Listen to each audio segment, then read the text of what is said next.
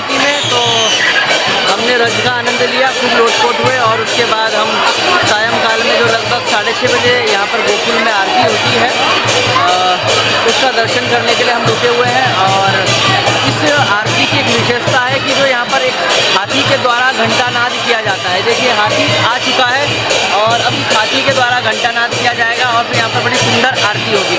और ये हाथी भी देखो, अब अंदर ढोल मजीरा बज रहे हैं तो ये हाथी देखो कैसे नृत्य कर रहा है, उसके पाँव की ताल देखिए, नीचे नृत्य कर रहा है हाथी। हाथी भी बड़ा भगवान की भक्ति में तल्लीन है और लोग आनंद ले रहे हैं, लोग उसको दक्षिणा दे रहे हैं और वो दक्षिणा लेकर अपने स्वामी को प्रदान कर रहा है। और हम भी दक्षिणा देने का प्रयास करते हैं, आइए देखिए।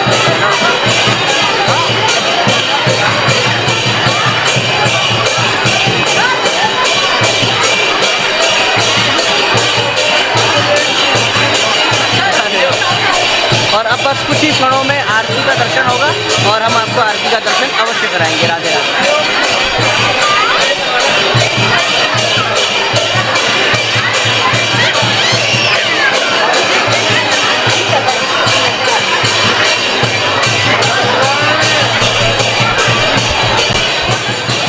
और बहुत सुंदर लग रहा है मुझे तो हाथी की जो ये हाथी का जो नृत्य है कितना सुंदर है। देखो एक बुद्धिजीवी प्राणी की तरह वो जिस प्रकार से भजन की ताल में ढोल मजीरा में वो नृत्य कर रहा है। और जैसा कि आप सब जानते हैं जो गणेश जी का जो मस्तिष्क है वो हाथी का लगा हुआ है और जो ये हाथी का जो मस्तिष्क है ये विशाल बुद्धि का प्रतीक है। ये जो हाथी का मस्तिष्क गणेश जी महाराज के लगा है ये विशाल बुद्धि का प्रतीक है। और जो सूंड है ये सूंड ये प्रतिष्ठा का सूचक है। व्यक्ति की नाक लंबी होनी चाहिए, अर्थात प्रतिष्ठा को ध्यान में रखते हुए ही व्यक्ति को समाज में अपने क्रियाकलाप करने चाहिए। भगवान श्री कृष्ण गीता में कहते हैं संभावितस्य चा कीर्तिर मरणादति रिच्यते। यदि प्रतिष्ठा चली गई तो फिर आपके पास कितनी भी कीर्ति हो वो सब कुछ बेकार, कितना ऐश्वर्य हो आपके पास वो सब कुछ बेकार है। इसलिए प्रतिष्ठा हमेशा आपकी बनी रहनी चाहिए, अर्थात सूंड जो होनी चाहिए, नाक होनी चाहिए, लंबी होनी चाहिए। तो जो ये सूंड है ये प्रतिष्ठा का सूचक है। और उसके बाद हाथी के जो बड़े बड़े कान हैं ये कान कैसे हैं, सूप की तरह हैं, सूप की तरह। और सूप के अंदर ये योग्यता होती है कि अगर आप चावल को सूप में रखेंगे और थोड़े उसमें यदि आप चावल को सूप में रखेंगे और उसमें थोड़े कंकर मिला देंगे, पत्थर मिला देंगे, धान फूस मिला देंगे और ऐसे जैसे ही आप उसमें फटका मारेंगे तो सूप के अंदर ऐसी योग्यता होती है कि वो कंकर पत्थर भूस धान सबको बाहर फेंक देता है। यहाँ तक कि कटे फटे चावल को भी वो आगे कर देता है और जो अक्षत होते हैं, जो खंडित नहीं है, जो स्वच्छ है, जो शुद्ध है, उसको ही वो अपने गर्भ में धारण करता है। तो हाथी के जो बड़े बड़े कान हैं गणेश जी के कान के रूप में विराजमान है।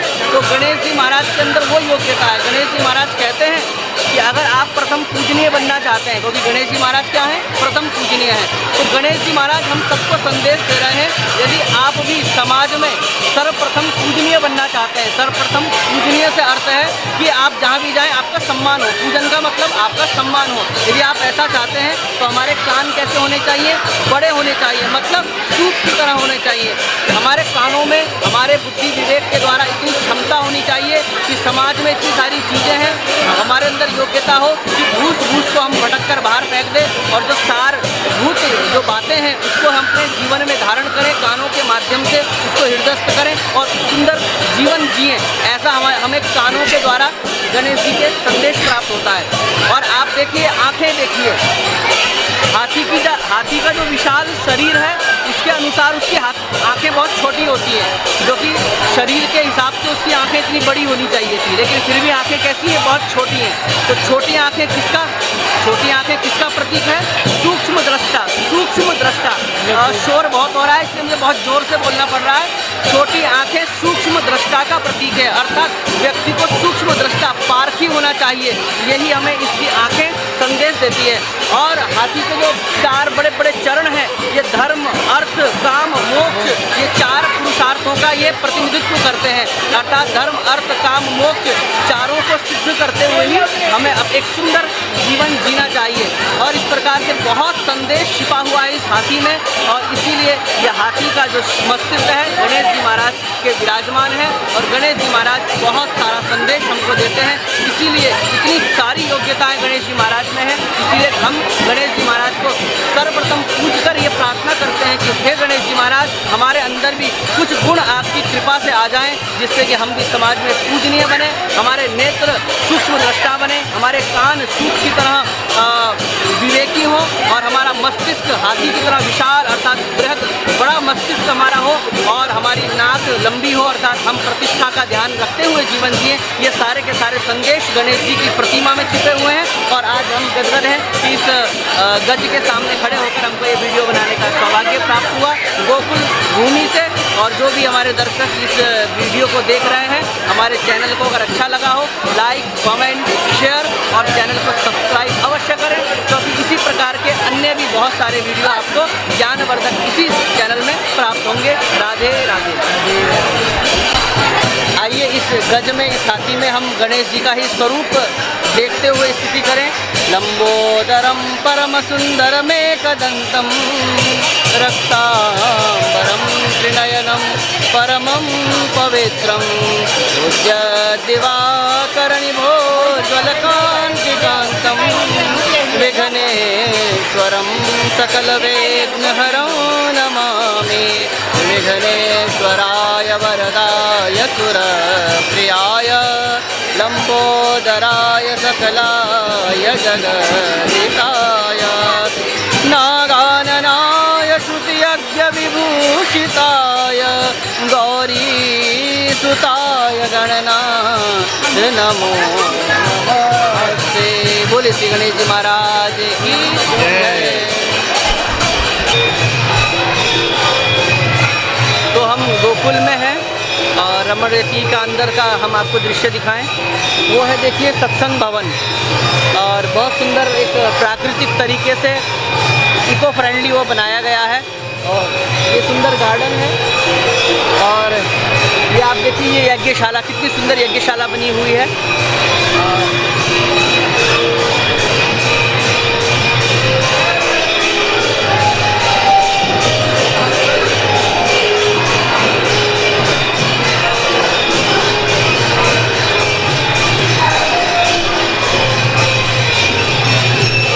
सुंदर देखिए गौशाला, यहाँ पर नंदी भी विद्यमान है और गाय भी विद्यमान है। देखिए कितनी सेवा इनकी हो रही है, देखिए कितना इनका स्वास्थ्य कितना अच्छा है। गावो विश्वस्य मातरः, गाय हमारी सबकी माता है, हमारी ही नहीं अपितु पूरे विश्व की माता है। जो ये हमारे ब्रह्मचारी लोग हैं, ये यहाँ पर ये राधे राधे राधे राधे शास्त्र का अध्ययन कर रहे हैं यहाँ पर, और हमारी सनातन संस्कृति को जीवित रखने में, पुनर्स्थापित करने में इन सब का बहुत बड़ा योगदान है। ये अपने घर आदि का त्याग करके यहाँ पर एक शास्त्रोक्त विधि से यहाँ पर ये अध्ययन करते हैं। और कितनी सुंदर छोटी छोटी कुटियाँ इनकी बनाई हुई है। और ये पहली जो कुटिया है इसमें मैं देख रहा हूँ, इसमें ऋषि अंगीरा लिखा है, तो अंगीरा हमारे ऋषि हैं, तो उनके नाम से कुटिया बनाई गई है। और जो आप सुनते हैं कथा में शौनकादि ऋषि, शौनकादि 88,000 ऋषि, और वो देखिए शौनक जी महाराज जो उसमें मुख्य हैं, प्रमुख हैं, वो शौनक जी महाराज, उनके नाम से कुटिया बनाई हुई है। और इस तीसरी कुटिया का नाम है याज्ञवल्क्य जी महाराज, याज्ञवल्क्य जी ऋषि, उनके नाम से कुटिया। शांडिल्य महर्षि शांडिल्य जो हैं, उनके नाम से ये कुटिया बनाई हुई है।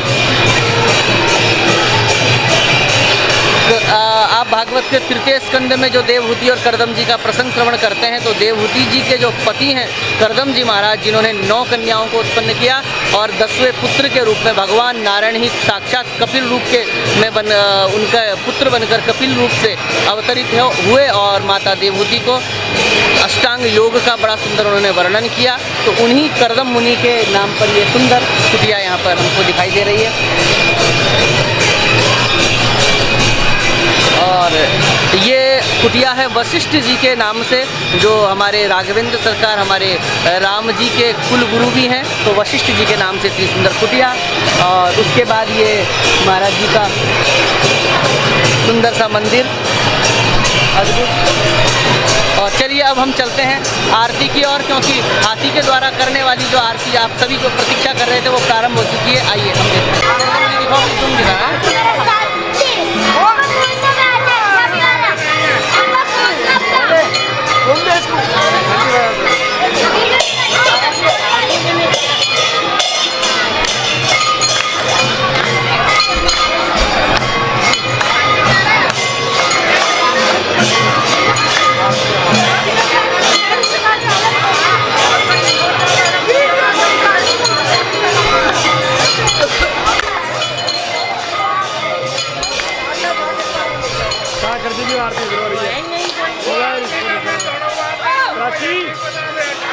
अरे ठीक नहीं देते आरती के समय। आरती उधर हो रही है, आरती उधर हो रही है, आरती उधर हो रही है।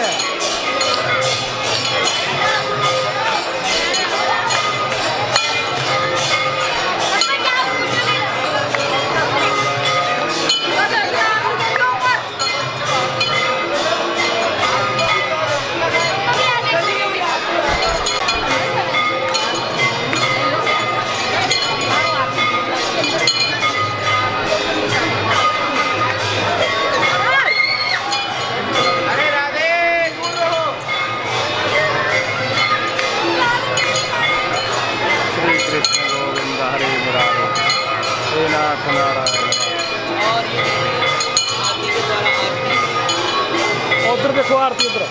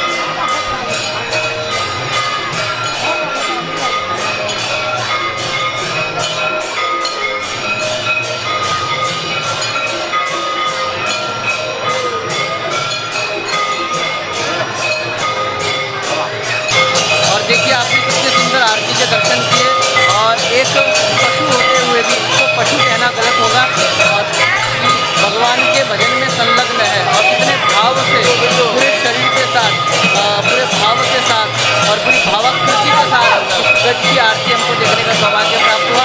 और अब आरती समाप्ति की ओर है। आप सभी को राधे राधे।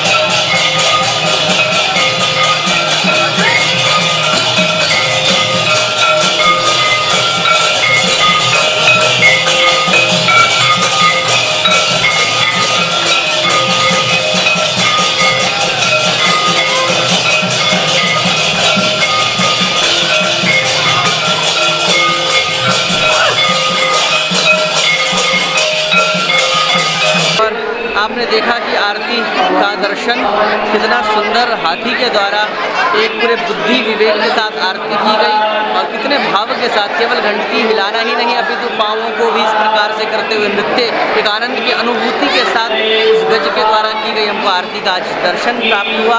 और मुझे आशा है कि ये वीडियो आपको अच्छी लगी होगी, और जो गोकुल बरसाना कुछ ना आ पाए हो इस शरीर से, तो आप कृपया अपने शरीर को जो भगवान ने प्रदान किया है, दुर्लभो मानुषो देहो देहिनाम क्षणभंगुरः, आप अपने शरीर को लेकर एक बार ब्रज यात्रा करने अवश्य आएँ। राधे राधे। राधे राधे।